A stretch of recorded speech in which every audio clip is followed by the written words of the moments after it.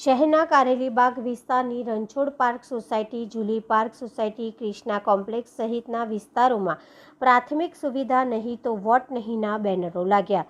છેલ્લા 27 વર્ષોથી સત્તામાં તથા શહેરમાં રહેલી અને વિકાસની મોટી વાતો કરતી સરકાર અને તંત્રના રાજમાં વેરો ભરતી જનતાને પીવાના પૂરતા પ્રેશરથી અને શુદ્ધ પાણી, ડ્રેનેજની, રખડતા પશુઓ મુક્ત રસ્તાઓ જેવી પ્રાથમિક સુવિધાઓ ઉપલબ્ધ થઈ શકી નથી। ત્યારે આગામી લોકસભાની ચૂંટણીમાં એક તરફ જ્યાં ક્ષત્રિય સમાજ એક પક્ષ સામે મેદાનમાં ઉતર્યું અને બીજી તરફ હવે જાગૃત નાગરિકો પણ મોટી વાતો, વાયદાઓ અને ભાષણબાજીઓમાં આવ્યા વિના હકીકત સાથે રૂબરૂ થયા અને હવે પોતાના વિસ્તારોમાં સુવિધાઓ નહીં તો વોટ નહીં એ માટે મોરચો માંડી દીધો છે।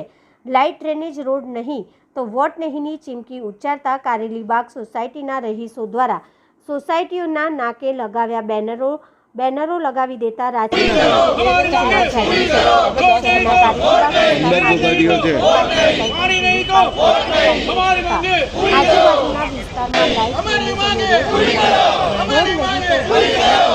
બેનરો મારી સોસાયટીના રહીશો દ્વારા સાથે જ સોસાયટીના નાકે બેનર લગાવવામાં આવ્યા। સોસાયટીના રહીશો દ્વારા કહેવામાં આવ્યું કે લાઇટ,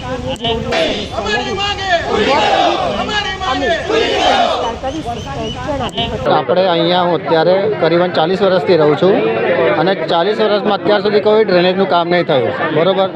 ડ્રેનેજમાં 12 મહિને તકલીફ પડે। તમે વરસાદની વાત કરો છો, 12 મહિનાની વાત છે। અત્યારે ઉનાળો હોય તો અત્યારે પણ તમને બતાવી દો, બોલો ગટરો અત્યારે ઊભા રહે છે, બોલો।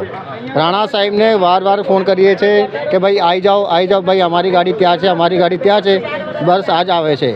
નહીં હોય તો અમે રાણા સાહેબને તમે આખું મોબાઈલ ડિટેલ પણ કાઢાવી આપીશું, બરાબર। અને પાણીનો ત્રાસ છે, પાણીનો પણ એવું ત્રાસ છે કે અમે કહી નહીં શકતા। પછી હમણાં લાઇટનું ચાલુ થઈ ગયું છે હમણાં, બરાબર। મકાનોમાં કેટલા મકાનો આવ્યા છે સોસાયટીમાં? આપણે આ રણછોડ પાર્કમાં તો કરીબન 60 મકાન છે, બરાબર। અને પાછળની લાઈન છે અહીંયાથી છે બધી, આપણે આ મેન થઈએ અહીંયાથી। શું નામ? મારું નામ કરમજીત સિંહ છે।